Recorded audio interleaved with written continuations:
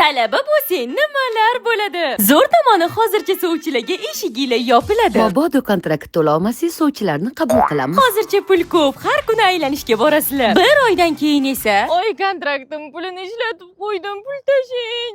Zato yangi do'stlar orttirasan. Bolalarim bilmay yurladim, bir yanıma kelib uy topib beraman dedi. Yana uyinda pishgan bor ekan. To'g'ri, lekin bitta ham gapiga tushunmaysan. Uyingda noz qilib yemagan narsalaringni bu yerda mazza qilib yeysan. Annaga smetanani mog'orlagan murabboga botirasiz zo'r ketarkan.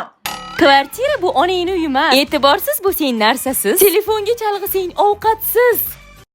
Uxlab qolsang ko'rpasiz qolib ketishing mumkin. Boshida 2 oy bor e'tiboring o'qishda bo'ladi. Keyin bittasi ayu beradi, shu bilan o'qishi dabdalasi chiqadi. Kursdoshlaring ham uje hammasi parchka bo'lgan. Bu yog'iga rejim ham buziladi, chunki endi yoningda o'zingga o'xshagan 5 ta bekorchi bor. Kechqurun uxlamaganing uchun dars paytida uyqing keladi. Nechiksan jonimisan, men seni shevingni o'rgandim. Endi hazatib gaplashamiz. Nima deyapsan? Tushuntirib gapir. Vobshe tushunmayapman gapingni. 2-kursdan anu bola yo'q bo'lib qoladi. 3-kursdan o'sha ish topishga harakat qilasiz. Anaqa ishga olmaysizlarmi? 4-kursdan esa o'z imkoniyatingni tushunib yetasan. Lekin baribir ham talabalik bu oltin davr deb sizlarni aldashgan. Pak.